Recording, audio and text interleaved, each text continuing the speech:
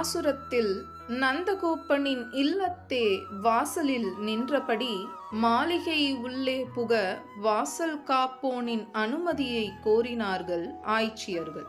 பின்னர் உள்ளே புகுந்த அவர்கள் நந்தகோபர், யசோதை, கண்ணன், பலராமன் என அனைவரையும் துயில் எழுப்புகிறார்கள். இந்த பாசுரத்தில் உடலுக்கு காப்பாகும் துணிமணிகள், உயிருக்கு தேவையாகும் தண்ணீர், உரமூட்டும் உணவு என உயிர் வாழ அவசிய தேவையான அனைத்தையும் வேண்டியன வேண்டியபடி தானமாக வழங்கும் வள்ளல் ஸ்ரீ நந்தகோபர்.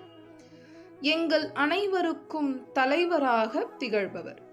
அப்படிப்பட்ட நந்தகோபரே, நீங்கள் முதலில் துயில் எழ வேண்டும். வஞ்சிக் கொம்பு போன்ற மாதர்களுக்கு எல்லாம் முதன்மையானவளாக திகழ்பவளே, இந்த குலத்துக்கு மங்கள தீபம் போல் விளங்கும் எங்கள் தலைவி யசோதை பிராட்டியே, பள்ளி உணர்ந்து நீ எழுவாயாக. ஆகாயத்தை இடைவெளியாக்கி கொண்டு உயர வளர்ந்து அனைத்து உலகங்களையும் அளந்து அருளிய தேவாதி தேவனே, இனியும் கண்மூடி துயில் கொள்ளாமல் விரைந்து எழு. சிவந்த பொன்னால் செய்த வீரக்கழல் அணிந்துள்ள திருவடியை கொண்ட பலராமனே, நீயும் உன் தம்பி ஆகிய கண்ணனும் உறங்காது துயில் கலைந்து எழுந்திடுக என்றார் ஆண்டாள் இந்த பாசுரத்தில். இதில் வரிசையாக நந்தகோபர், யசோதை, கண்ணன், பலராமன் என நால்வரையும் துயில் எழுப்புகிறார்கள். கண்ணனுக்கு பாதுகாப்பாக ஒரு புறம் நந்தகோபரும் மறுபுறம் பலராமனும் படுத்துக் கொள்வாராம்.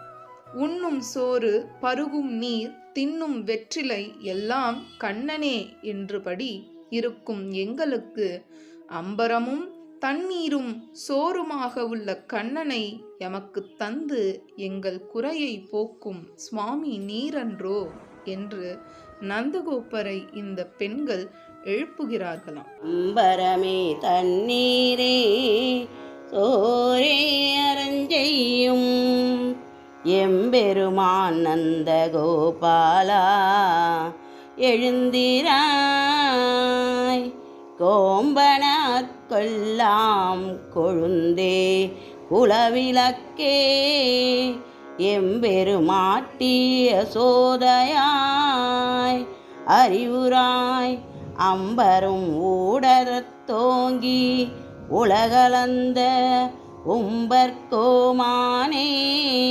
உறங்காதெழுந்திராய், செம்போர் கழலடி செல்வ பலதேவா உம்பியும் நீயும் உறங்கெலோரெம்பாவாய். எங்களுடைய பதிவு உங்களுக்கு பிடித்திருந்தால் லைக் பண்ணுங்க, ஷேர் பண்ணுங்க.